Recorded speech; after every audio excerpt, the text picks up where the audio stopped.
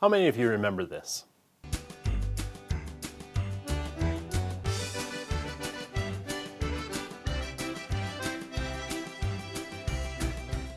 That was the opening theme of my very first video on YouTube, which was 10 years ago this past November. I'll play the whole thing at the end of this video if you want to see it. If you aren't familiar, see if you can guess why I had to stop playing that intro after the first year. Here's a hint. It caused geographical confusion. A decade of Stumpy Nubs videos is a big accomplishment in my opinion, and a lot of you have been along for the whole ride. So, I wanted to spend just a few minutes and have a look back at how much has changed on this channel over the years. If you're a longtime viewer, you'll probably find this a little nostalgic and definitely entertaining. If you're a new subscriber, you might be surprised just how different the old videos were. Properly designing your downdraft table can be the difference between one that really sucks and one that really doesn't. You see, originally, Stumpy Nubs was kind of an act that was designed for the early years of YouTube when people had more patience and they watched videos more for entertainment. A lot's going on in the workshop this week. I don't know how I'm going to fit it all in. We're working on a new bench, a mini cabinet maker's bench. I really think you're going to like this thing. It was partly me in my real workshop making actual projects. But Stumpy Nubs was a made-up name of an imaginary foreman of an imaginary commercial shop full of imaginary people. Where's my pencil?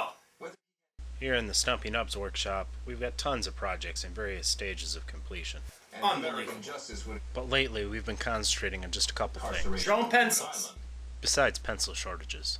It was the show conceived for the entertainment of myself and a few friends. I never really thought that it would become widely viewed, and honestly, I didn't care if the overall YouTube community found it funny or not. I was having fun. A wise old woodworker once told me, Stumpy, buy lots of clamps and use them to hold things together. Stumpy Nubs was kind of a blowhard. He had a smarmy, sarcastic personality that incorporated bits of, admittedly, myself in my arrogant teen years, but also the speech and the mannerisms of friends and family members who have influenced me in my life. One of the downsides to being a woodworker is that everybody wants you to do something for them. I mean, don't get me wrong. I like making things for people as much as anybody. But sometimes it can be a little much. You find yourself in the workshop at 4 in the morning running stock to the table saw because your brother-in-law wants an end table. Your wife can't get by with the 5 cutting boards she already has, and your neighbor thinks you need to make him a birdhouse. Of course, you could say no, but no, you're not going to do that because that might ruin your reputation as the world's nicest guy. So here's what you do.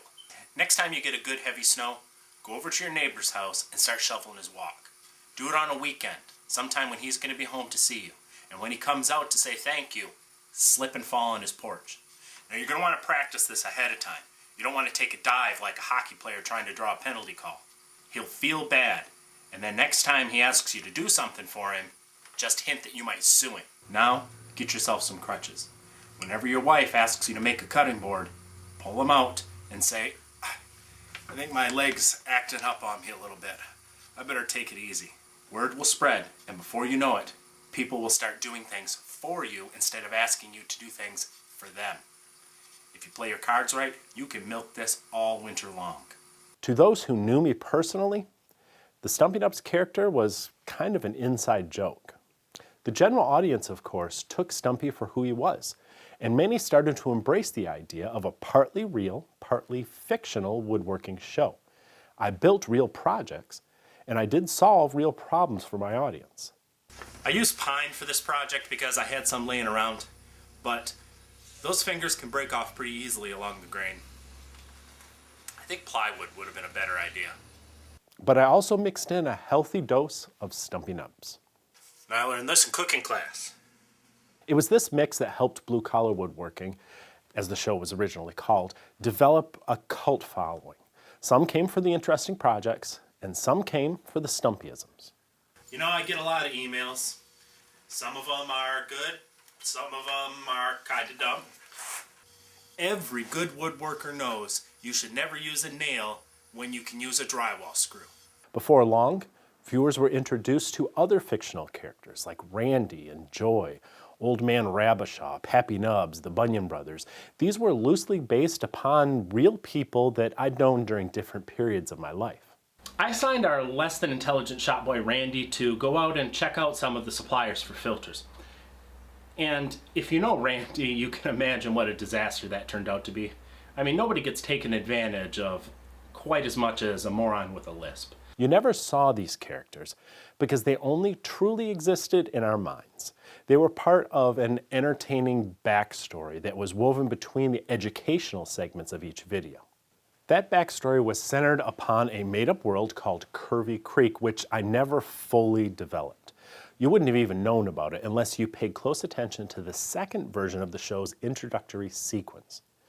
Everything in this little animation had a meaning that only a few people could appreciate. Again, in these days I was still making videos mostly for my enjoyment. I was making a living doing it, but my audience was small, and a lot of folks found my version of humor, let's say, less than funny. That didn't bother me though. I was having fun. What do you mean you're getting a shop dog? So you bring some stray dog, or even worse, a cat, into the shop because you felt sorry for it out there shivering in the snowbank with snot frozen to its nose. As soon as it thaws out, it starts eating everything in sight. You can hardly take a step in the workshop without slipping in some poop, and it's already developed a taste for mahogany that's cost you several board feet. Next thing you know, it's leaving a new litter of youngins in every corner, and you're spending half your shop time listening for a squeal every time you turn on a machine because some puppy's been caught in the belt. Get yourself a shop chicken. These things are great.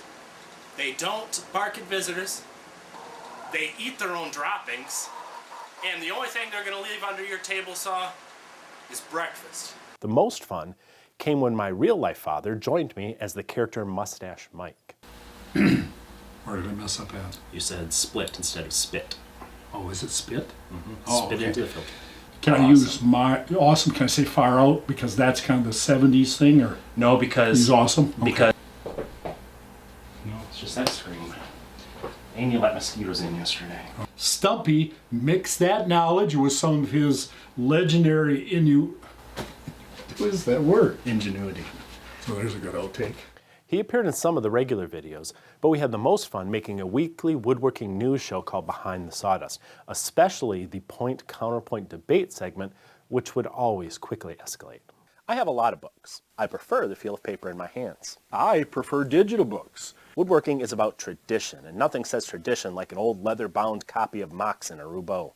You can't get the same learning experience from a picture of a book on an LCD screen. What Stumpy fails to understand is those of us with poor eyesight can benefit from the zoom feature found only in digital books.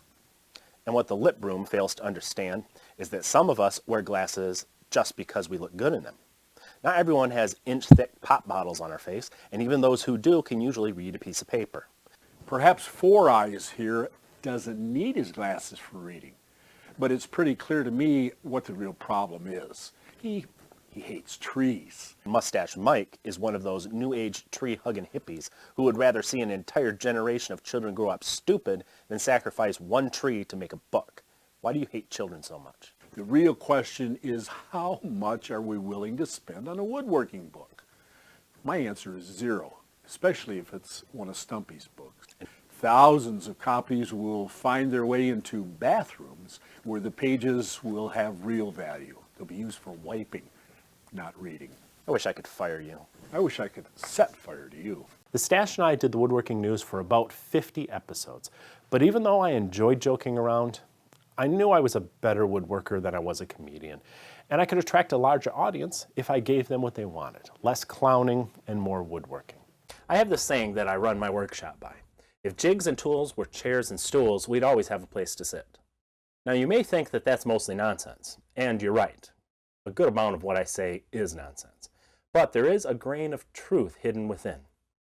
You see, sometimes the most enjoyable time spent in the workshop is that spent making jigs and tools we need to make the projects that we want.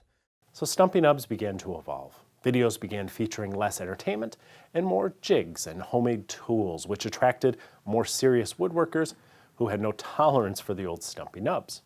Then I wrote a book, and I was told in no uncertain terms by my first editor that there would be no clowning around in those pages. It was to be a serious book for serious woodworkers, written not by Stumpy Nubs, but by James Hamilton.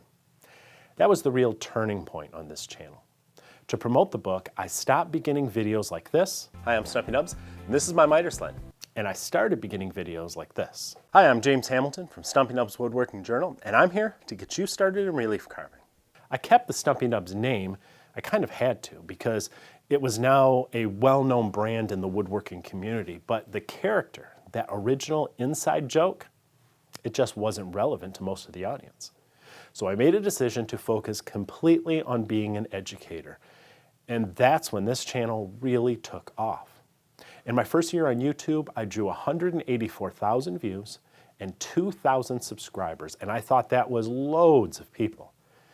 This year, I drew 30 million views, and I gained 2,000 new subscribers in just the last 36 hours. It turns out a lot more people like the calmer, soft-spoken, boring version of me than the more laid-back, stumpy character who might just say anything. Before we talk about what's going on this week at the Stumpy Nubs workshop, I need to answer a few of our more persistent viewers' emails. Elmer Glue Sniffer 264, yes, yes, no. Red Oak, yes, no. Try urinating on it, yes, and I'm going to give you a maybe. And I'm okay with that, because it's enabled me to help a lot more people enjoy this craft. I may be a little older, I might not be as good looking.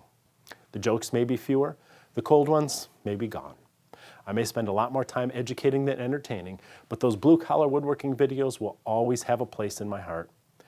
And if you and I have a chance to meet at some future woodworking event in person, I think you'll see that there's still a bit of the old Stumpy Nubs left in me.